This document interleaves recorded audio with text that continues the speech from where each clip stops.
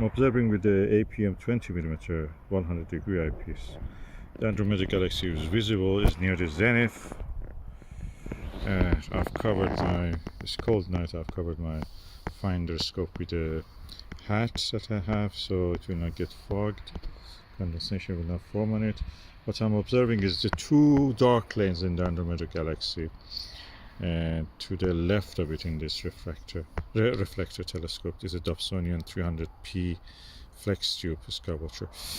And what I can say is that there is also a bridge of light visible to the Andromeda galaxy. The core is bright, it almost dazzles the eye. I can follow also the light of the halo of the galaxy to the top part, this direction, which means in the image is downward, and for several degrees, of course. And now I'm going to observe this with the Televue 21mm and compare the notes.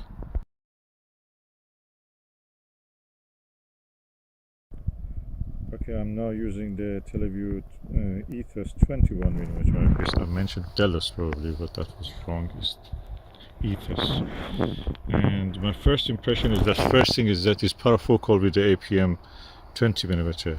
Second thing is that when I looked through the eyepiece, the field of view was a slightly wider, magnification less. So because it's 1mm longer in focal length, the sky background was less dark, the contrast was a bit less, and the rest of the things were similar. I'm surprised. Surprise, this cost 3 times the price of the APM, and yet the view is similar. No, the APM was similar to this. I don't see much difference.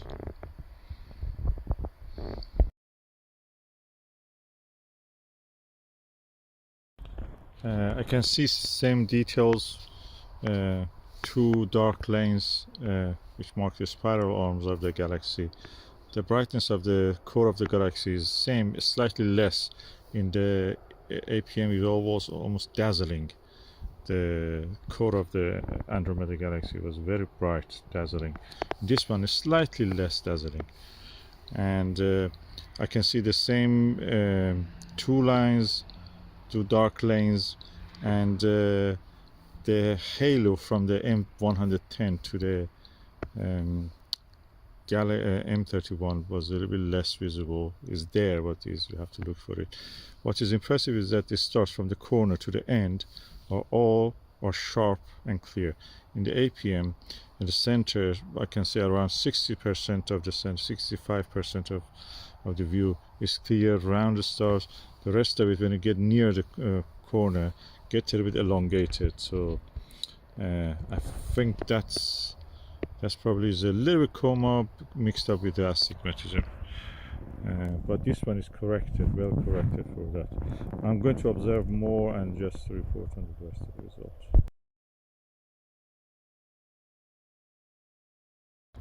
Okay, I've quickly changed to the APM 20mm, and I can see now a lot of details in the M32 galaxy. It's funny, you can see details in that. Brighter core, some lanes I can see, and the halo around the M32. What is interesting is that I must correct myself about the kind of aberration I see.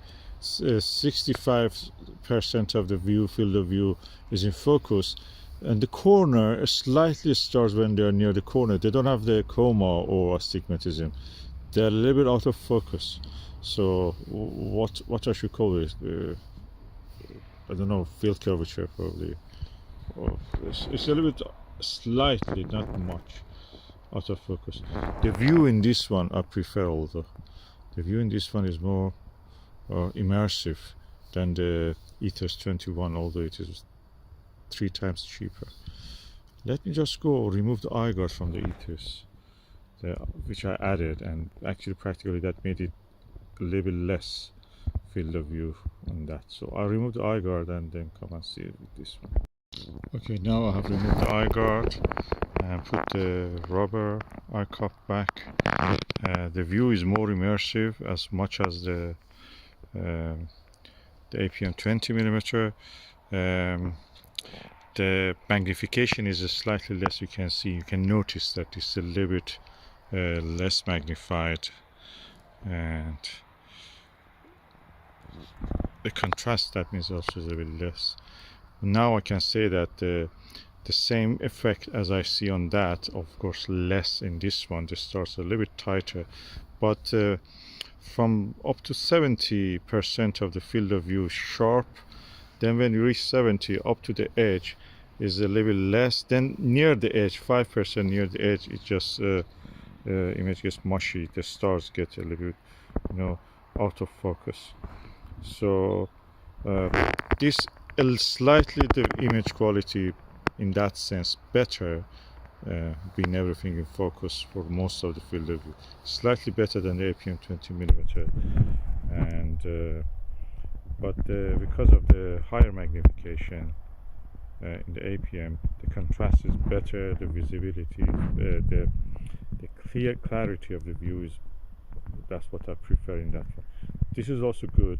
It's tight, everything is round, the stars are round, pinpoint, very good. And yeah, I'm surprised the bridge of light I mentioned cannot be seen in any photograph.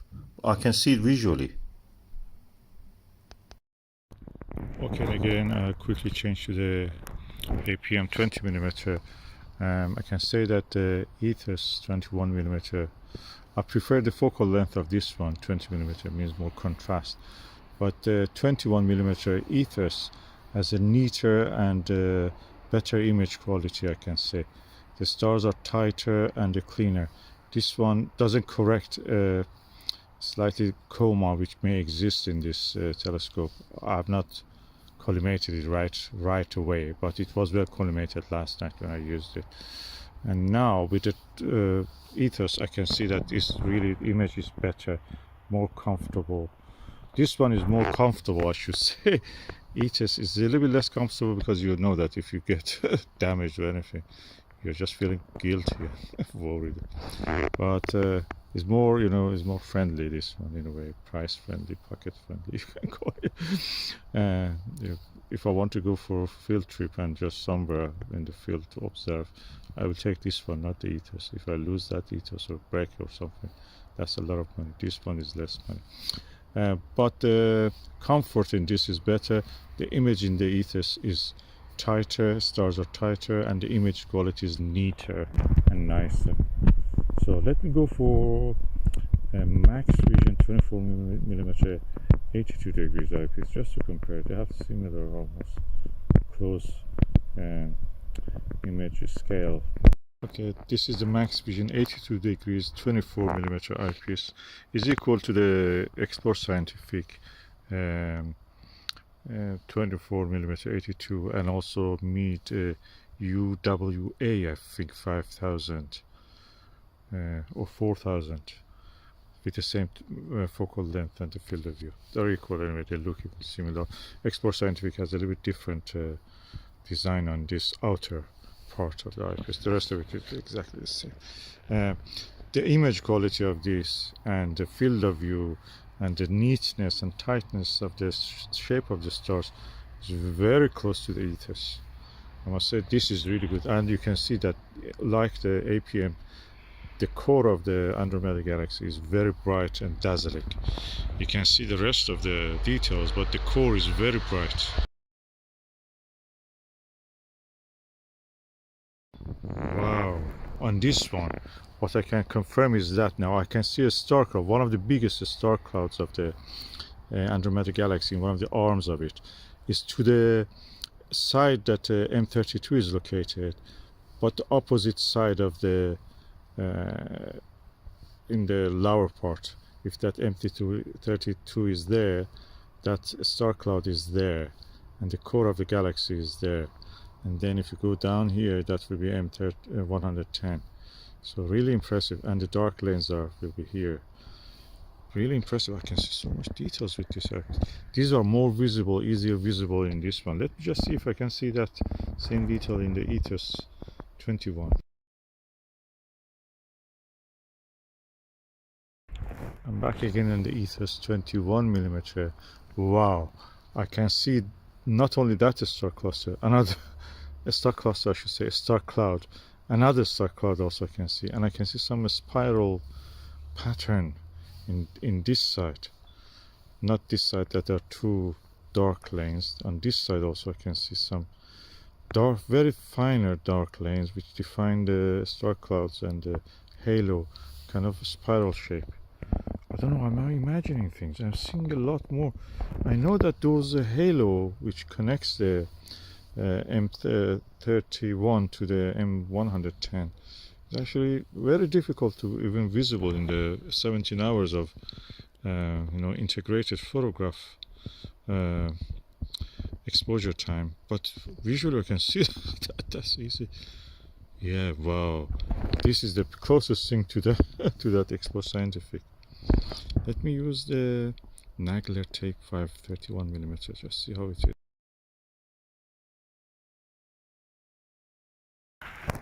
Definitely a halo of brightness is bridging between the M110 and M31, offset, not exactly the core, a little bit above the core in this direction. If it is M110, the light goes like that, light bridge, in a kind of curve.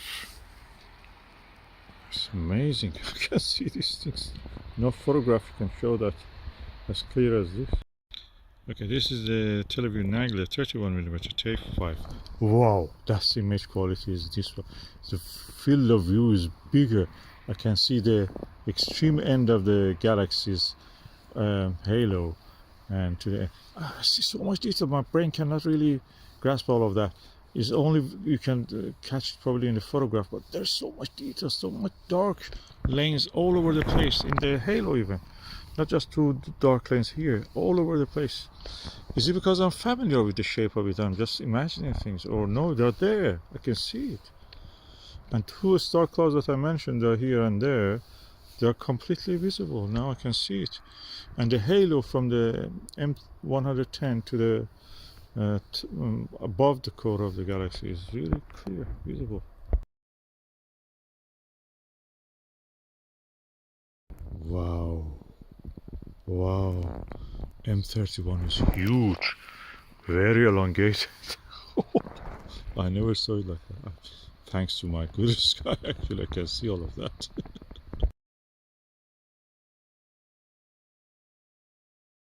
Okay, now I put the 40mm 68 degrees field of view Maxvision, which is equal to the Expo Scientific, and the meat of the similar specification. The image quality, the neatness and tightness of the stars is very similar to Ethos and Nagler, and but because the field of view is so huge, magnification is so low, the sky background actually increases the brightness of the sky, and you lose some detail in that. The contrast is less. Of course, you see the same details if you look for them because you know they are there, but they're not as easy as Nagler 31, which was amazing. And when you go down to the 24mm Expo Scientific, again 82 degrees, amazing, beautiful. And yeah, in the Ethos, yeah, good, but I don't think that is as good as the Nagler in my view. Yeah, I will just put it now, just to come back to it, just to see how I feel.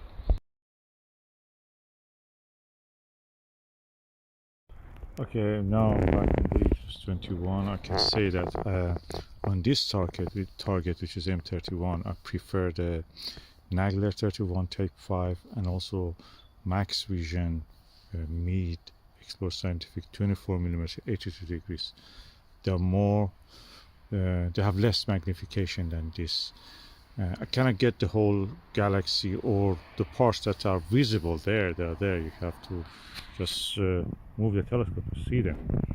And yeah, I prefer those ones for this target, which is a very big target anyway.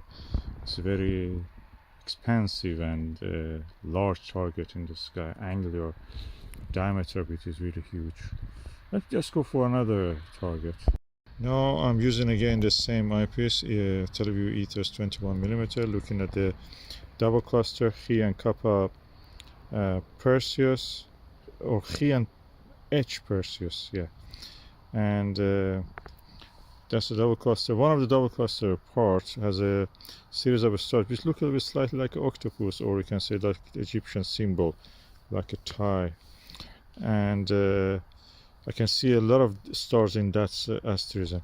The rest of peripheral view, I'm not a fan of it. The stars a little bit look elongated and they don't look very tight as they should be. When you look at them, they're alright, but when you look at the center, the rest of the view is not as clear as it should be. It may be something from my eye, but that's my eye is a human eye. I suppose many people also have the same issues with their eyes. Our eyes is a little ball of camera obscura with a lens in front of it. And so let me just change it to Nagler and Maxvision 24mm just to see how it is. Okay, this is the Maxvision 2482 degrees equal to explore scientific and meet eyepieces of the same focal length and field of view. The same problem with the peripheral elongation of this. So this is a very challenging target, this double cluster. But I can say that the numbers of the stars and the tightness and the focus of them in the Ethos was better than this. I'm going now to change it to the Nagler 31. Wow, none of the problems that I mentioned with the Ethos and the Ethos 21 and the Maxvision 2482 doesn't exist in this.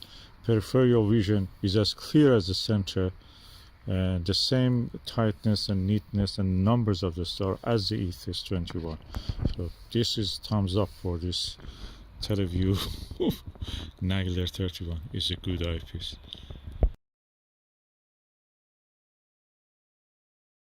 I must say I've never seen the double cluster so nice like this one, like in this eyepiece. Let me go and change it to the APM 20mm and then Maxvision 40mm 68. Okay, now HDC 20mm, again double cluster. The tightness and neatness and the roundness and the uniformity of the field of view and the total view of the cluster in this eyepiece is very similar to Nagler. The only thing is that Nagler had a bigger area of the view, and this one had higher magnification. Besides that, yeah, they're very similar, and I think this one in this target double cluster is better than the Ethos 21. Let me just bring that again just for a moment.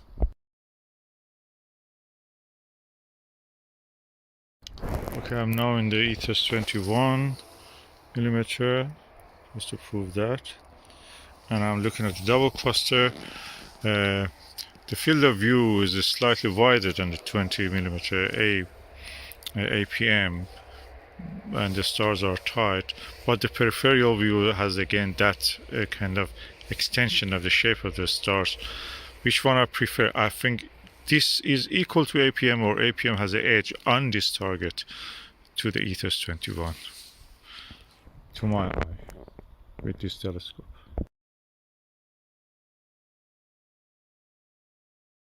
Okay, now I'm looking with the Maxvision 24mm 68 degrees equal to the mid of the same and explore scientific of the same specification. I can say that the view is only second to the, on this target, which is double cluster, second to the Nagler 31, which is 31mm type 5. This is a big target, of course, it's a very extended target, and visibility of it is best to in the lowest magnifications. So if I want on this target categorize, Televue Nagler 31mm type 5 comes first, second comes Maxvision 40mm 68 degrees, third comes the APM APM 20. I was thinking that should I say the Maxvision 24mm. Anyway, Maxvision 20mm also a little bit better or similar to the Ethos 21, which comes the last in this target. I'm surprised by that. Mama said that Nagler 31 is a good eyepiece. It's probably the best eyepiece in this range to tap in this band. No field of view and magnifications, and on these targets, extended targets, big targets.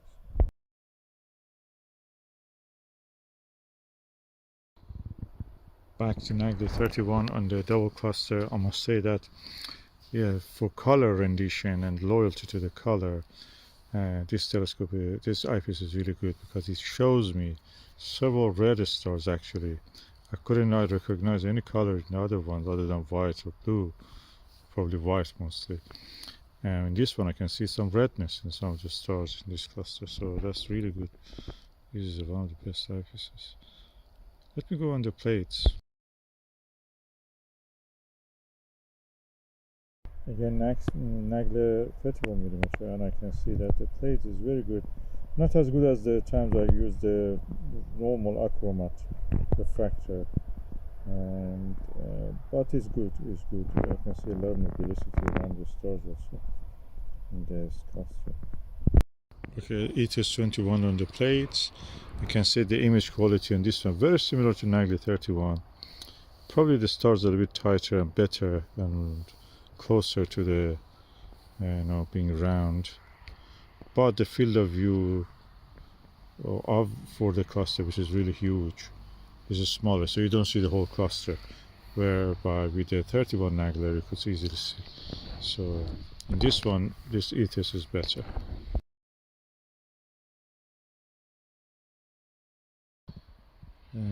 Okay, the seeing has been a little bit deteriorated. There is a thin layer of haze in the sky, so all the details I could see back in the M31 are now invisible. M31 is yet there, but it's like a normal night. So nothing interesting for me, so I'm packing up and going. Okay, I'm now back indoors. My assessment of the Televue Ethos 21 is that it's not the eyepiece that worth at the moment is 769 with the postage and everything. 781. It costs almost £800. You can buy a big double door fridge with that money. Does it worth? No. APM will do similar to this, and Explore Scientific 82 degrees 24 will actually equal this. A better eyepiece than this, and that Explore Scientific or Maxvision or Meet equal to this Maxvision 2482 is the Nagler, Televue Nagler 31mm. This is not a bad eyepiece, it's a good eyepiece, but it doesn't worth that price. The price of it should be at the most 1.5 times of the APM, not more. And it's quite heavy compared to that one. Definitely doesn't worth that much. Am I going to sell it? No. Spent a night in very good conditions. The sky condition was really good. With these 5 eyepieces, under Skywatcher, Skyliner, Flextube 300p reflecting Dobsonian telescope.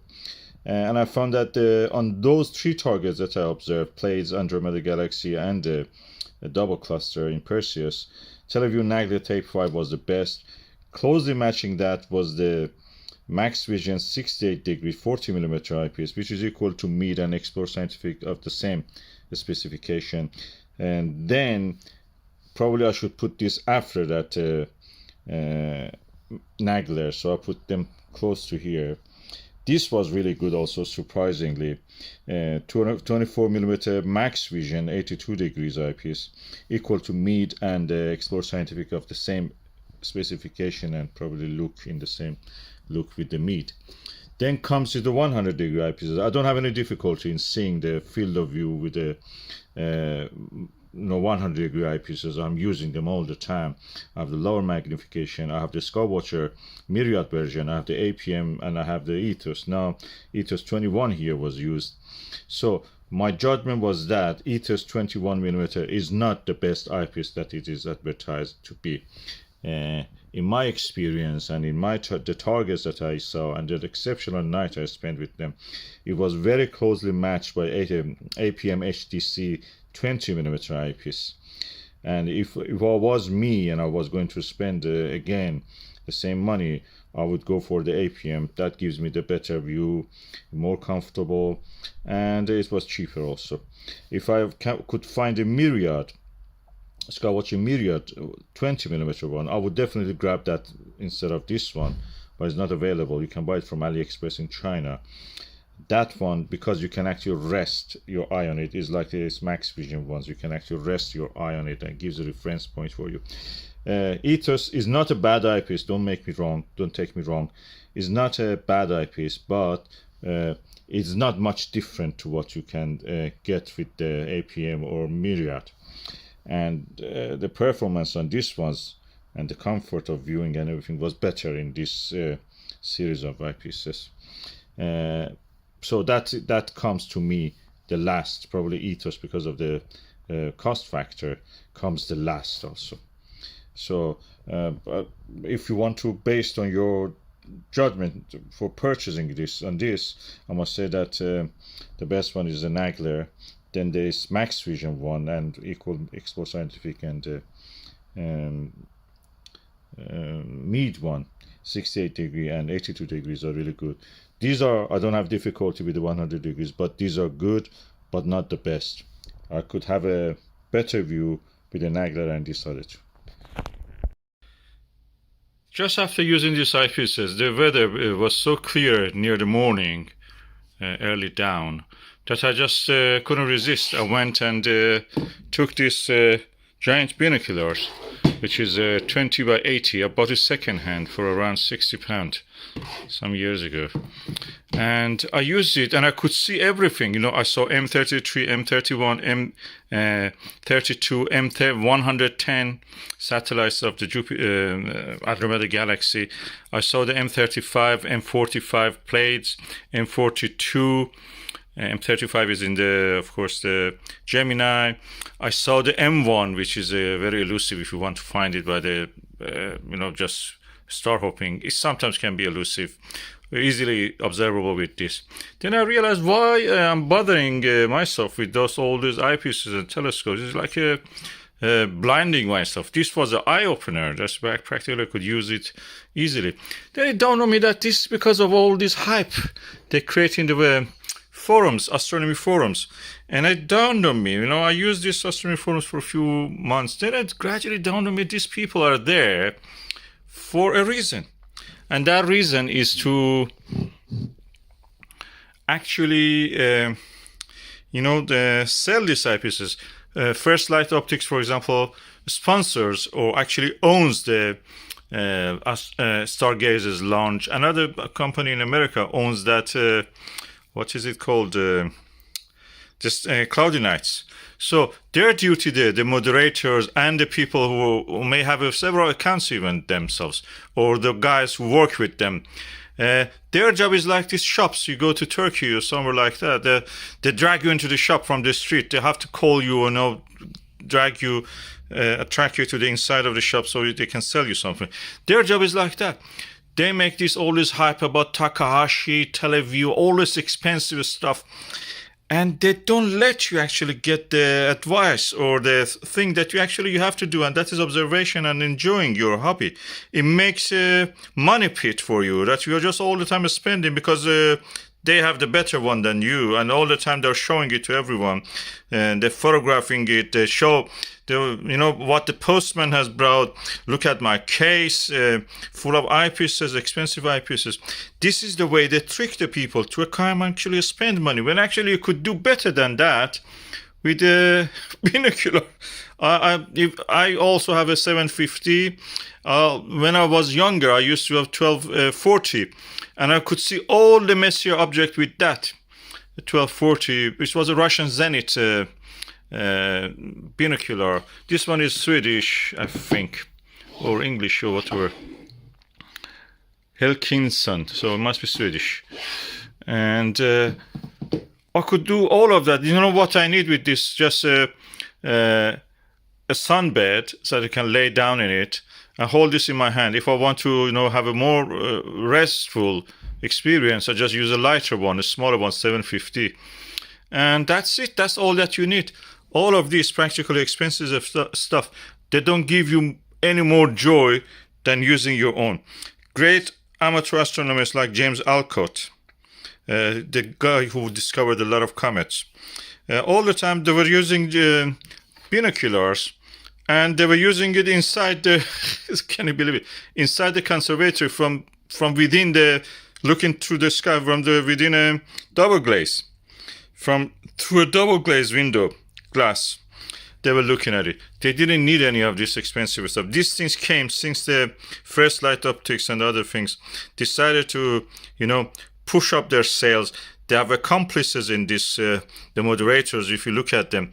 One of them actually get kicked out because he was not doing it. John Huntley, if you look in the Stargazer's launch, John was one of the greatest moderators. And he started using actually the names of the brands. And then he was kicked off for whatever reason it was. Then he stopped using name brands, but he was active in the forum after that, even just on his own. Probably he couldn't tell to his family that he has been kicked out. He's an old man, he's retired. And with the disgrace, they kicked him out. And he had to, pretend that he's there.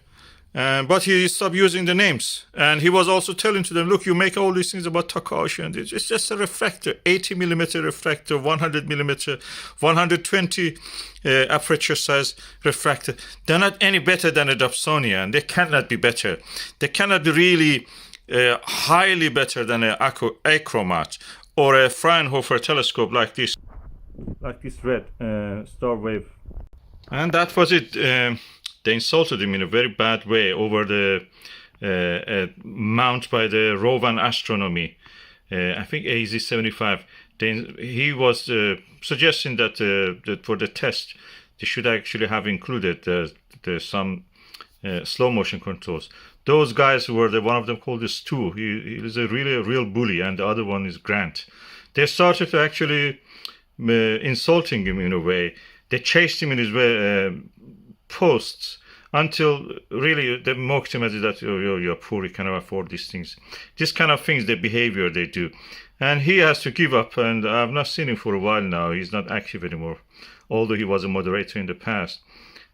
This is very nasty, don't fall into the trap of spending money. A binocular serves you better. This is my advice to you. By the way, the John, his real name is John Huntley. In the Cloudy Nights American Forum, he comes with his real name, John Huntley. But in the Stargazer's launch, he was a moderator under the name John.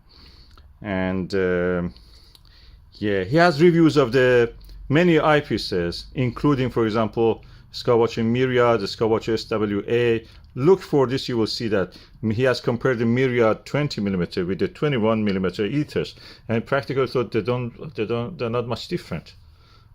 I wish I would listen to his advice. And that's what everybody else also says. Practically APM 20mm is equal to the Skywatcher Myriad in the mechanical build or anything. This is the same as the Ethos, practically. Just Ethos wants to be, snobbish. They make it 21 to standing out. Like 30. Everybody makes 30mm now. 82 degree eyepieces. Al Nagler decided to make it 31. So standing out. These are all marketing tricks. John, yeah, he's not there anymore, as far as I know. Yeah, get one of these. You will not need all those eyepieces, because the eyepiece is just one part of the thing. And in here you have this eyepiece, and this gives you gave me actually the biggest field of view I could see. M33 was shining, dazzling with the telescope. Even with the Nagler, it's just nothing more than a little bit fuzz. But with this, you could actually see it. And M31, M32, and M110, all this that area was full of this.